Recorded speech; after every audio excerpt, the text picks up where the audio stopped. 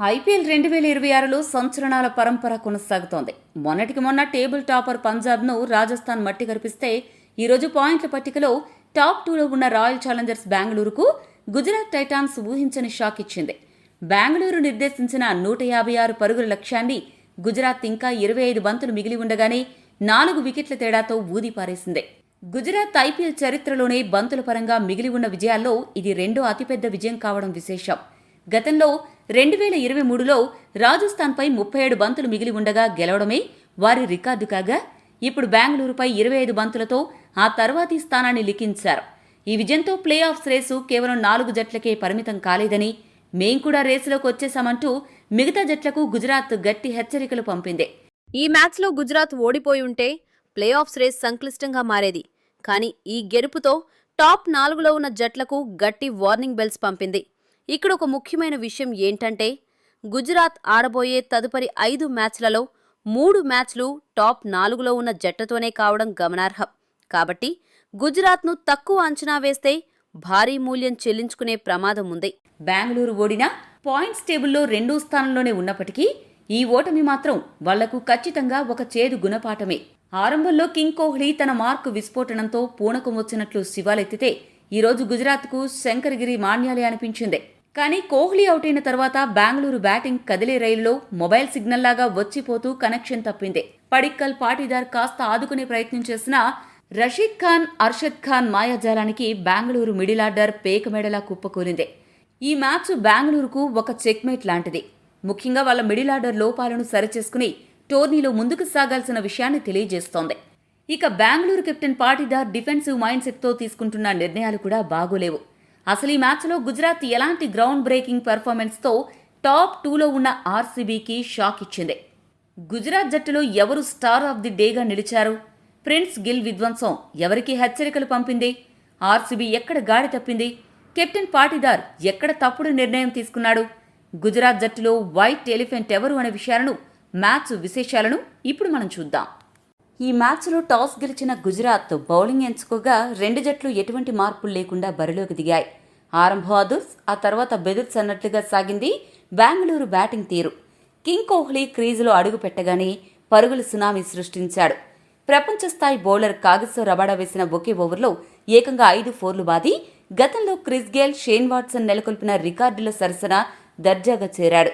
తన టీ20 కెరీర్లోనే తొలిసారి మొదటి 10 బంతుల్లో 28 పరుగులు బాదేసి 215 స్ట్రైక్ రేట్తో గుజరాత్ బౌలర్లకు గలే చుక్కలు చూపించాడు. కానీ రాకెట్ వేగంతో దూసుకెళ్తున్న స్కోరు బోర్డుకు ఉన్నట్టుండి బ్రేకులు పడ్డాయి.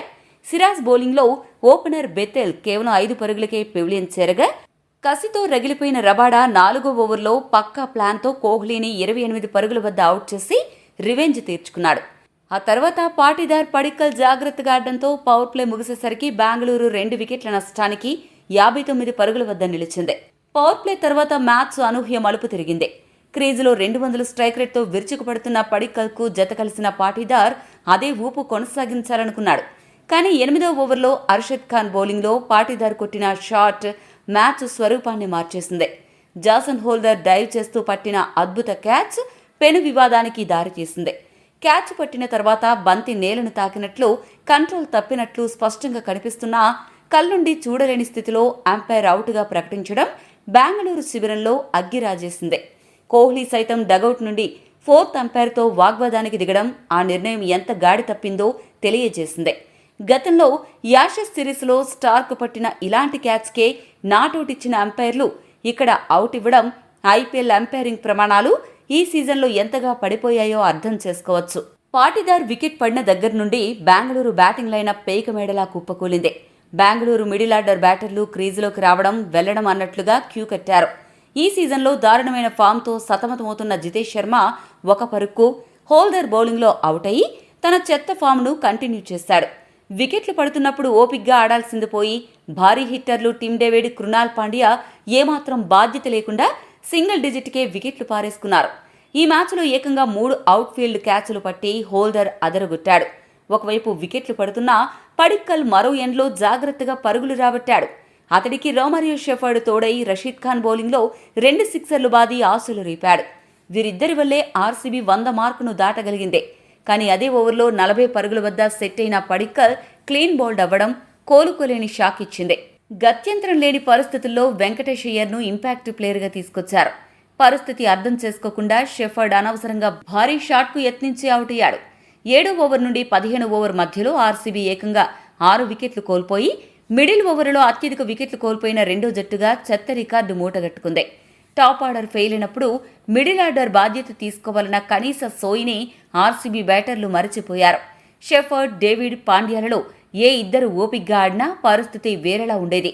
ఇక ఆదుకుంటాడు అనుకున్న ఇంపాక్ట్ ప్లేయర్ వెంకటేష్ అయ్యర్ 15 బంతుల్లో 12 పరుగులతో దారుణంగా విఫలమయ్యాడు. వాస్తవానికి అతడి కంటే బౌలర్ భువనేశ్వర్ కుమార్ 15 బంతుల్లో 15 పరుగులు చేసి సత్తా చాటాడు. వీరిద్దరూ ఏకంగా 5 ఓవర్ల పాటు క్రీజులో ఉండి స్కోరును 150 దాటించారు. ఆర్సీబీ చరిత్రలో 9-10 స్థానాల బ్యాటర్లు ఇన్ని ఓవర్ల పాటు క్రీజులో ఉండడం ఇదే తొలిసారి. చివరికి 19.2 ఓవర్లలో ఆర్సీబీ 155 పరుగులకు ఆలౌట్ అయింది. రషీద్ ఖాన్ 19 పరుగులిచ్చి 2 వికెట్లు, హర్షద్ ఖాన్ 22 పరుగులిచ్చి 3 వికెట్లతో అద్భుతంగా బౌలింగ్ చేసి బెంగళూరు నడ్డి విరిచారు.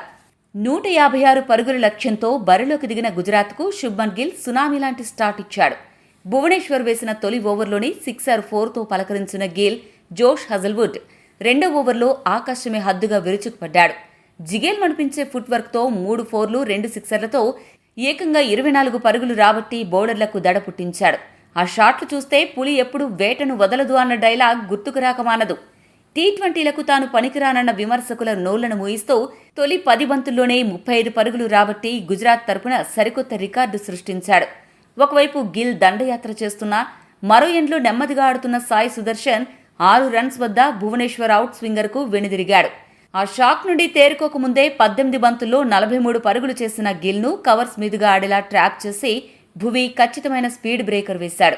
ఆ క్యాచ్ పట్టిన వెంటనే కోహ్లీ బంతిని నేలకేసి కొట్టి అగ్రెసివ్ సెండ్ ఆఫ్ ఇచ్చాడు. దీంతో పవర్ ప్లే ముగిసేసరికి గుజరాత్ 69 స్కోరుతో నిలిచింది.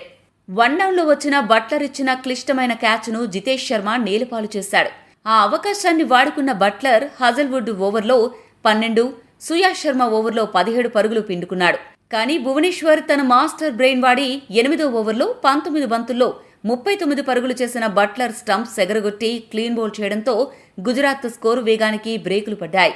గిల్, బట్లర్ ఉన్నంతసేపు సింహంలా గర్జించిన గుజరాత్ బ్యాటింగ్ ఆర్డర్ వారు అవుట్ అవ్వగానే శూన్యంలోకి వెళ్లిపోయింది.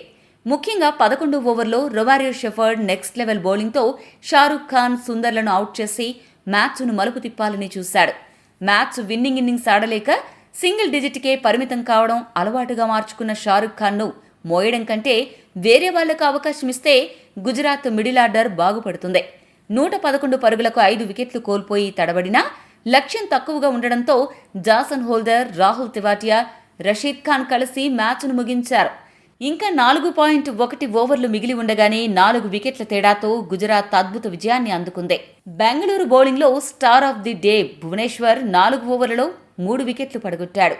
షెఫర్డ్ 2 వికెట్లతో రాణించిన స్టార్ బౌలర్ హజల్వుడ్ 4 ఓవర్లలో 56 పరుగులిచ్చి దారుణంగా విఫలమయ్యాడు. అన్నిటికంటే దారుణమైన విషయమేంటంటే వెంకటేష్ అయ్యర్ ఇంపాక్ట్ ప్లేయర్గా రావడంతో రసిక్ సలాం జట్టులో లేడు. ఒక బౌలర్ షార్టేజ్ ఉన్నప్పటికీ క్రీజ్లో లెఫ్ట్ హ్యాండర్స్ ఉన్నారని కేవలం మ్యాచ్అప్స్ను దృష్టిలో పెట్టుకుని స్పెషలిస్ట్ స్పిన్నర్ కృణాల్ పాండ్యాకు పాటీదార్ ఒక్క ఓవర్ కూడా ఇవ్వకపోవడం ఆశ్చర్యపరిచింది. యుద్ధానికి ముందే ఆయుధాలు కింద పడేసినట్లు captain defensive mind set Bengaluru కొంప ముంచింది. మ్యాచ్అప్స్ ప్రతిసారి పనిచేయవు అన్న లాజిక్ పాటీదార్ మరచిపోవడం విమర్శలకు దారితీసింది.